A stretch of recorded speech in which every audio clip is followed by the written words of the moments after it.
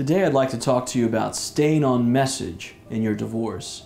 With court dockets as clogged as they are with family law cases, normally courts only give us 2 to 4 hours to put on your case. That is not a lot of time to decide the future of your finances, of your children, and spousal and child support if necessary.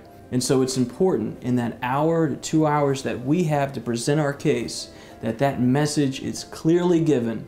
And so when you're asked questions that upset you, answer it well, but then get back to your message. It is important to remain doggedly focused on your case narrative.